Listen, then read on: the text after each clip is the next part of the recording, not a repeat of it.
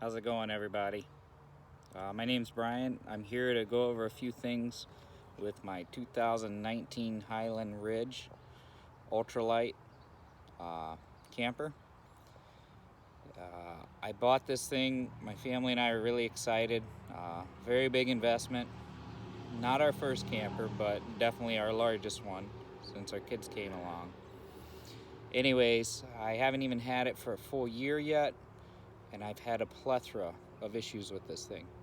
I'm gonna try and post a few videos for you all, some pictures, to see what to look out for if you're looking at these things, and hopefully you don't make a mistake buying one of these things because they're very poorly put together. They have a very high quality price tag, but a very low quality work. One of my issues I started with when I first got it was a water line apparently was kinked in the wall.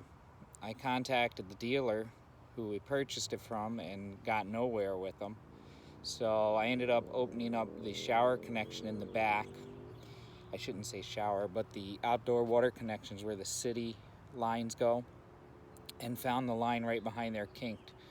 So I've been in construction industry for 21 years. I have most of the tools you need to repair all this kind of stuff, which isn't a problem. But I ended up cutting out the old line and cutting the kink out and putting a new clamp on it and clamping it and putting everything back and sealing it. Mind you, the RV sales place in Uxbridge, Massachusetts, Flag RV, told me they went through and they did the startup on this. Now, when I contacted them, they would not get back to me. They also had scratched the unit while they were doing their supposed checkout in the shop, and they told me they were going to fix it, and they never did.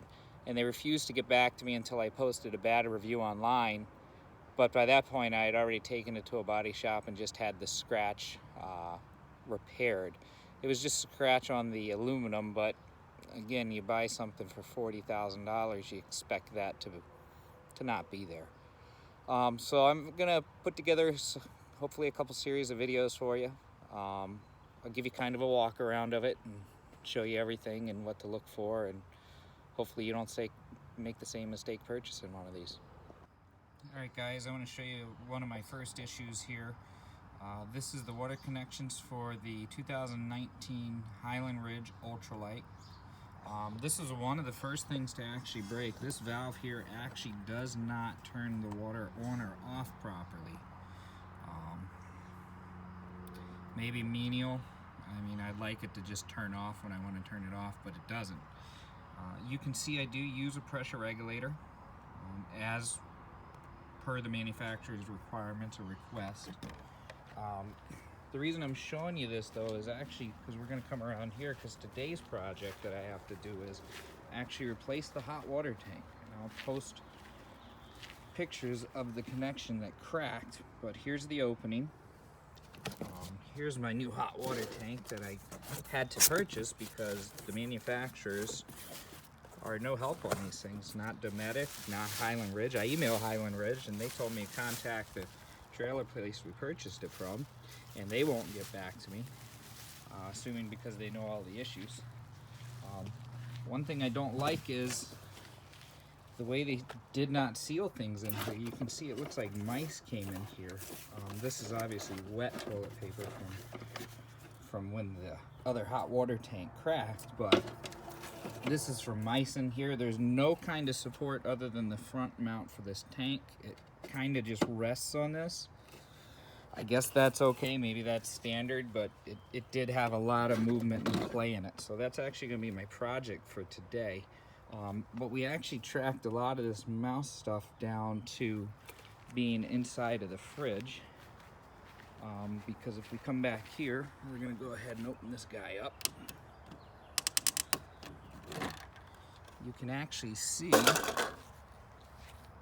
there is insulation over here on this side, plenty of it, but not over here. There's a little bit down there in the bottom corner, but that's it. Everything up in the top, wide open. You can see the wires hanging back there, but there was no insulation there.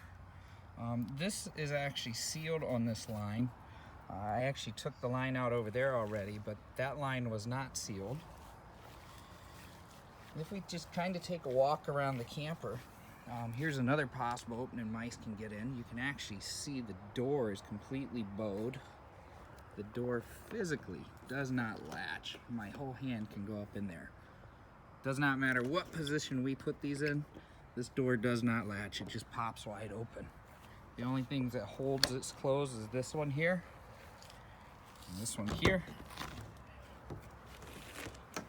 And voila. If we step back, you can actually see the physical bow. I'm going to turn this sideways for you so you can see more. But you can see the physical bow in the door. Again, something I contacted Highland Ridge about themselves, sent them an email, and their simple response was, well, should be under warranty, contact your dealer, we're not going to help you at all.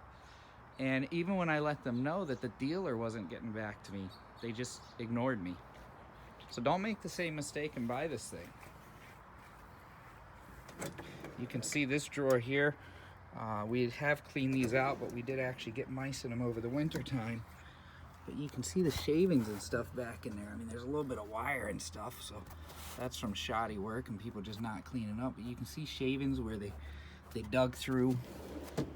There's actual openings down below here, which we'll come around here and take a look at. We got a little bit of insulation in here, but you can see I can fit my whole finger right in past that insulation. A mouse can definitely get in through there. You look here, this is where the wires go, all the way back underneath the camper. There's insulation there, but again, big old hole. I mean, what were these guys thinking? How do you leave things wide open like this? Then you can see underneath the seam seal tape is actually falling off. This thing's not even a year old. This is stuff I expect to see on a you know, at least 5 years, I would love to say, before I'm doing anything. But 1 year, you know, just shoddy work. They left these things open. Mice get in here, and we all know that mice cause damage in these. I got some pictures of them for you, where they actually are putting acorns inside the cabinets and stuff. I'll try and post those in the comments. But yeah, again, just shoddy work on something that was very expensive.